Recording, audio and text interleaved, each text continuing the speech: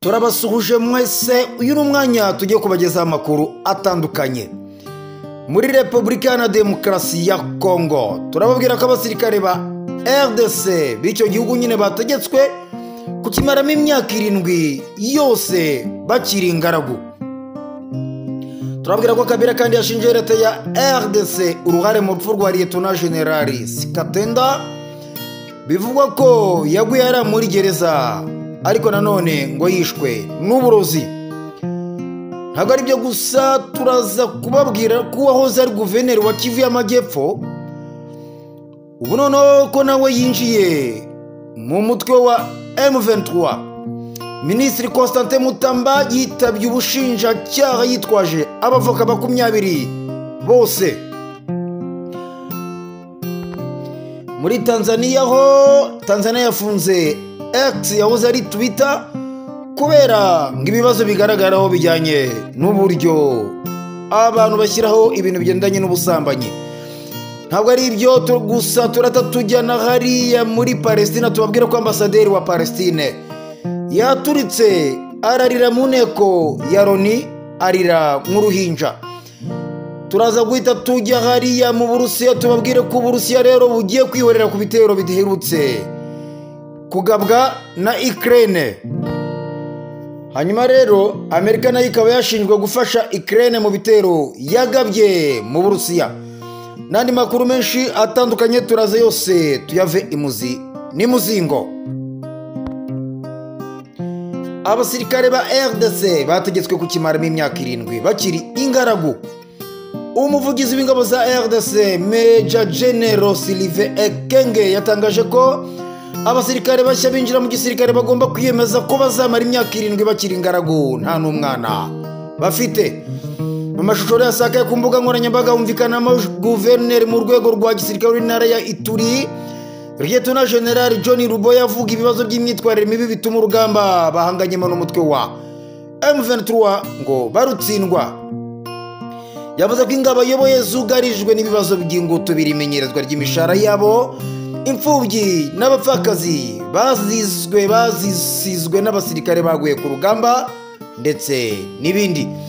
Umuvugizi w'ingabo za FARDC ku wa 3 Kamena 2025 yavuze ko imfubyi z'abapfakazi badahabwa ubufasha ari abatujuje ibisabwa. Yashimangiye ko ubu rero abari kwinjira mu gisirikare bagomba kubanza kumaramo imyaka 7 bakabona kwemererwa gushaka abagore. Ati umusirikare urangije imyitozo ya gisirikare nk'urugero abangaba binjiye ejo bundi bagomba kwiyemeza ko bazakora imyaka 7. Muri iyo myaka 7 rero mbere yuko amasezerano ye avugururwa agomba kuba akiri ingaragu, nta mugore nta n'umwana. Biteganyijwe kuzashyingirwa cyangwa se akabyara mbere y'iyo myaka 7.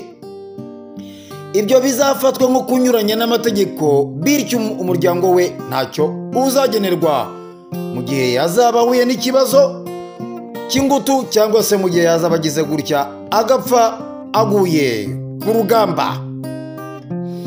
Ngayo nguko rero iyo ni strategy cyangwa se ingamba n'amayeri igisirikare cya leta ya Kongo noneho cyazanye mu rwego rwo kugira ngo kirebe neza ko aba bari kwinjira bashobora kuzagira gutya bakarwana umuhenerezo ku rugamba mu gihe barimo gutegura intambara ikomeye cyane bahanganyemo n'igisirikare cyangwa se n'inyeshyamba za M23. Muri icyo gihugu cya Repubulika ya Demokarasi ya Kongo reka tubabwire ko Kabila yashinje leta ya RDC uruhare mu rupfu rwa Lieutenant General Skatenda.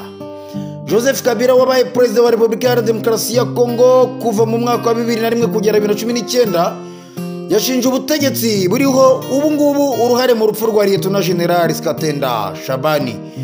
Lieutenant General Skatenda wari mu kiruko cy'izabukuru yapfuye mu gitondo cyo kuwa 4 bwo ni ku munsi w'ejo undi hashize ubwo yarari muri kasho afungiwe impamvu itaramenyekana.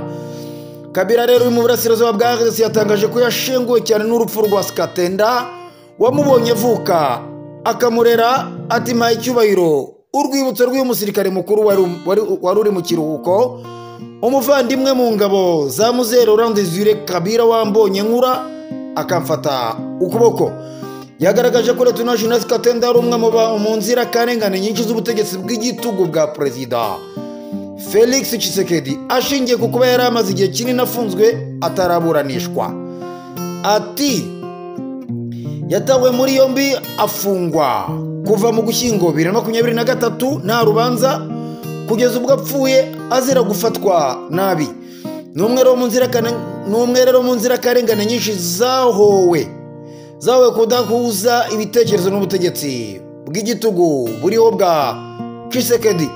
Uyu musirikare wari ufite imyaka 43 y'amavuko n'umwe mu basirikare bo mu mutwe witwaje intwaro wa AFDR barwanyije ubutegetsi bwa Mobutu Sese Seko. Uyu munsi rero wari uyobowe na Laurent Désiré Kabila se wa Joseph Kabila. Mu gihe rero cy'uru rugamba AFDR yagowe no kwambuka umujyi wa Kalemi muri Tanganyika kuko abarwanyi b'ababembe babimye inzira. General Katende rero wari umubembe n'umwe mu bagize uruhare mu mishyikirano yatumye AFDR ihabwa inzira ikomereza i Kinshasa. Ubwo Laurent Kabila yajyaga ku butegetsi, Lieutenant General Katende yagizwe umuyobozi w'urwego rushinzwe ubutasi bwa gisirikare rwitwaga Demi Apu. Kugeza rero mu 1998 ubwo havukaga umutwe wa RCD Goma. Kuva rero mu mwaka 2003 kugeza 2009 General Katende yari umugaba mukuru w'ingabo za RDC. Icyo gihe rero hari mu gihe cy'ubutegetsi bw'inzibacyuho bwa Joseph Kabila na nyuma y'amatora ya mbere y'umukuru w'igihugu yabaye muri 2006. Tugira tuti Mzee Katende Imana imuhe iruhuko ridashira. Hagati aho ngaho reka dukomereze kuri amakuru avuga ko wahoze ari guverineri wa Kivu y'Amajyepfo nawe noneho yinjiye muri M23. Marcel Chishambo wahoze ari guverineri w'intara ya Kivu y'Amajyepfo kuri uyu wa gatatu yakiriwe mu mutwe wa M23 urwanya ubutegetsi bwa Repubulika Iharanira Demokarasi ya Kongo. Chishambo yabaye guverineri wa Kivu y'Amajyepfo kuri ubu ifite igice kinini kigenzurwa na M23 hagati y'umwaka 2010 na 2017 ku butegetsi bwa Joseph Kabila Kabange. M23 yemeje ko yamaze kumwakira biciye mu muvugizi wayo Lawrence Kanyuka yanditse ku rubuga rwe rwa X ati Igoma ku itariki 4 z'ukwezi kwa gatandatu 2025 turemeza ko guverineri w'icyubahiro wa Kivu y'Amajyepfo Marcel Chishambo n'itsinda ry'intumwa zigizwe n'abanyapolitike, abacuruzi, abagize opposition ndetse na diaspora bageze Igoma. M23 kandi yasabye n'abandi bose bakunda igihugu gutera intambwe nk'iriya. Bavuga ko Marcel Chishambo yageze Igoma ahasanga Kabila wahoze ari umukoresha we. Kabila rero yageze Igoma mu minsi mike ishize avuye muri Afurika y'Epfo aho yari yahungiye mu mpera za 2023. Mbere yo kuza muri uyu mujyi ugenzurwa na M23 yagaragaje ko itonesha rikorwa na Perezida Felix Antoine Tshisekedi ikene wabo no gukoresha inzego z'igihugu mu nyungu ze biri mu bikomeje gushyira RDC mu bibazo bikomeye cyane. Reka dukomeze aya makuru yacu kuri Ministre Constantin Mutamba witabye ubushinjacyaha ariko yitwaje abavoka 20 bose. Ministre w'ubutabera wa Repubulika ya Demokarasi ya Kongo Constantin Mutamba kuwa kabiri yitabye ubushinjacyaha bumukurikiranye kunyereza miliyoni z'amadolari zari zaragenewe kubaka gereza. Mutamba rero agashya yakoze akaba yaraherekejwe n'abavoka 20 bose. Uyu mugabo yitabye ubushinjacyaha mu gihe yari yaravuze ko atazigera yitaba ubushinjacyaha avuga ko nawe ubwe ngo ari ibyaha akekwaho. Mutamba kandi akurikiranyweho kunyereza umutungo wa leta mu gihe mu bihe byashize cyangwa byahise yavugaga ko umuntu uzajya hamwa n'icyaha cyo kunyereza umutungo wa leta ngo yajya akatirwa urwo gupfa. Mutamba arakekwaho kunyereza miliyoni 39 zari zigenewe kubaka gereza nshya ya Kisangani, agashinjwa gutegeka kwishyura amafaranga y'ibanze angana na miliyoni 19 z'amadolari muri iryo soko ryo kubaka gereza mbere yuko ryemezwa n'urwego rubishinzwe. Mutamba rero yagiye akana ibi birego akekwaho. Amashorero yashyizwe hanze ku mbuga nkoranyambaga yerekana abantu benshi barimo abo ibinyamakuru bivuga ko ari abakora mu biro by'uyu mugabo Mutamba. hamwe n'abamushyigikiye bakaba bamuherekeje no ku biro by'umushinjacyaha bavuze amafirimbi kandi baririmba ko ngo ari umwere. Mu cyumweru gishize nibwo inteko nshinga amategeko ya Kongo yatoye ku bwiganze ko Minisitiri Mutamba akurikiranwa n'ubushinjacyaha kuri ibi byaha byose akekwaho. Ubwo rero yarasohotse mu biro by'umushinjacyaha ku wa kabiri, Constantin Mutamba yahisemo kutagira icyo abwira abanyamakuru nk'uko ibiro ntaramakuru bya Kongo ASP bibivuga. Uyu mugabo rero akaba yavuze ko uzajya ahamwa n'icyaha cyo kunyereza umutungo wa leta ngo azajya akatirwa urwo gupfa. Niba rero n'abazemera gukatirwa urwo gupfa simbizi, ariko ubwoba bwamutashye niko gufata abavoka 20 bose arabitwaza. Yarameze nk'umuntu ugabye igitero ahantu runaka. Ngayo nguko rero muzanya mushyira amategeko akarishye, ariko namwe mujye mwibuka ko ari azabagonga, keretse nimwirinda gukora ibyaha, nimwirinda no kubikora hari n'igihe bazabibahimbira bitewe n'impamvu za politike. Ubwo rero mujye muvuga muziga, mujye mushyira amategeko, ariko mumenye ko abo muyashyiro nabo ari abantu nkamwe, kandi ko namwe muzagira aho ngaho amategeko akabareba. Intoki enye zayo zizaba zireba imbere, ariko mujye mwibuka yuko urutoki rumwe rw'ayo mategeko narwo ruzajya rugira gutya rukaba rurimo rureba mu maso yanyu. Ngayo nguko rero ibya Mutamba amategeko yashyizeho akaba nawe agiye kumukorerwaho. Aya makuru yacu reka duhite tuyakomereza mu bihugu by'abaturanyi. Mbabwire ko muri Tanzania ho bafunze X yahoze ari Twitter. Tanzania yafunze urubuga rwa X ishinja ko igaragaraho amakuru ajyanye n'ibiyobyabwenge hamwe n'ubusambanyi. Nyuma y'ibyumweru 2 gusa konti za leta zinjiwemo n'abagizi ba nabi. Umwaka ushize X yari yatangaje ko itazongera gukumira amashusho ajyanye n'imibonano mpuzabitsina mu gihe cyose abayagaragaramo bayafashe ariko ngo babyumvikanyeho. Minisitiri ushinzwe itangazamakuru muri Tanzania witwa Jerry Silaya yabwiye televiziyo y'igihugu ko ibyo bikorwa binyuranyije n'amategeko ngo yabo. Yavuze ko rero uru rubuga rugaragaraho ubusambanyi n'ubutinganyi byose binyuranyije n'amategeko y'igihugu cya Tanzania, umuco, imigenzo ndetse n'amahame ngo bagenderaho. Bakaba rero bafashe icyemezo cyo gufunga X muri Tanzania ubwo abari basanzwe bidagadura. Reka tubabwire ko imyidagaduro yo kuri Twitter hariya muri Tanzania yabaye ishyizweho iherezo. Hagati aho ngaho reka duhita dukomereza amakuru yacu hariya mu gihugu cya Palestine.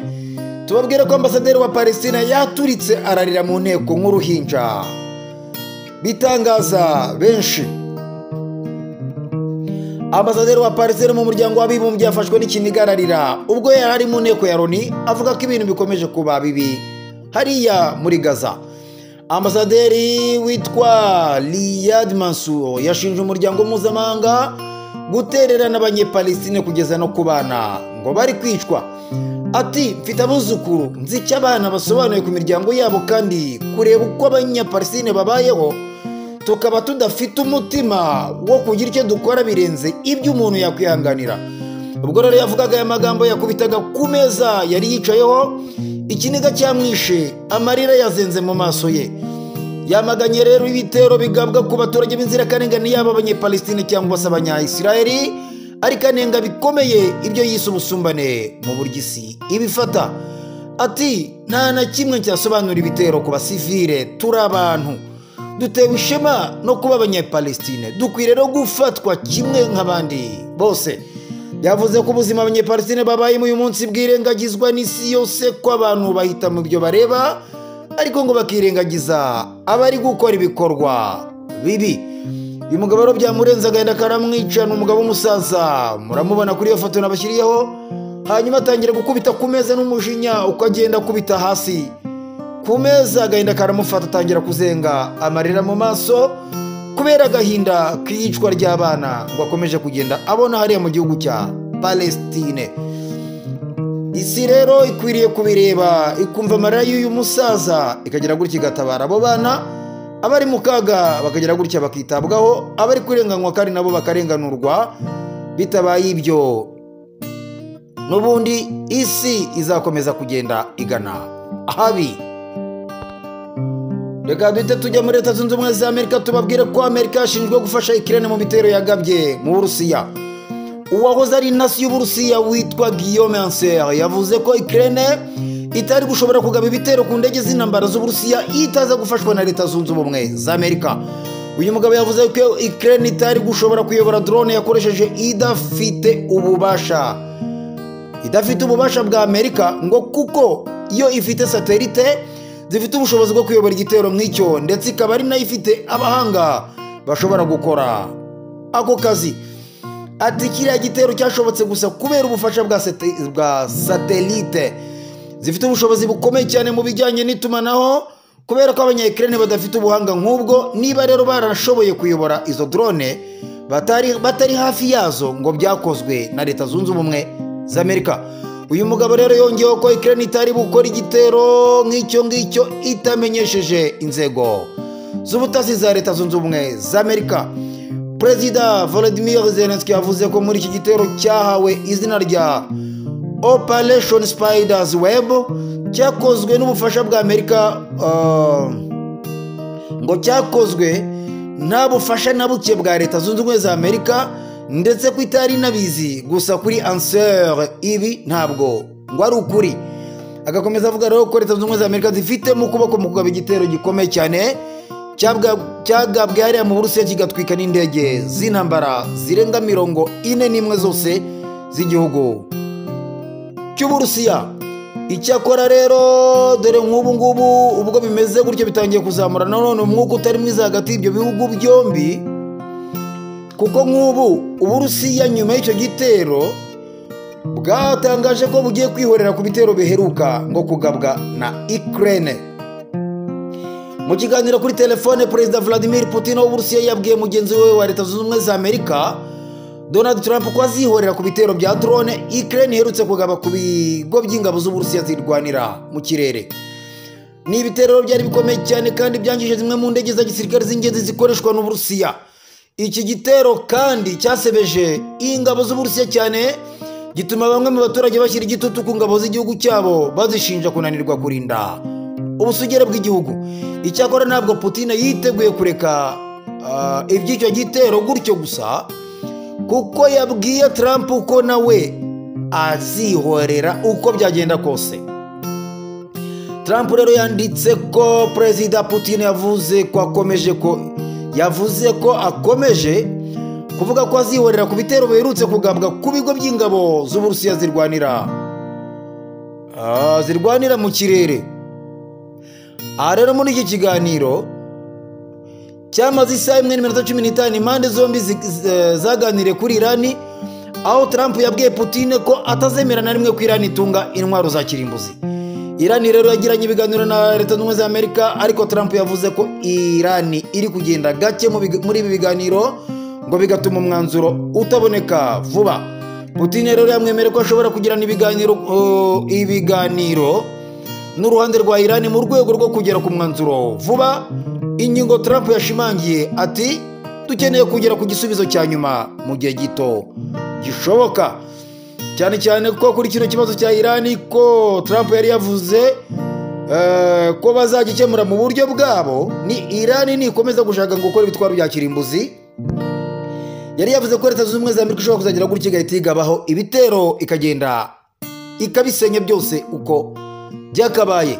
Byatumye Irani igira ubwoba, cyane cyane ko bavuga ko Donald Trump ameze nk'umusazi, ngo bashobora kugira gutya bagashiduka uyu mugabo yabagabyeho igitero koko simusiga akajya kurimbura ibitwaro bya kirimbuzi hariya mu gihugu cya Irani.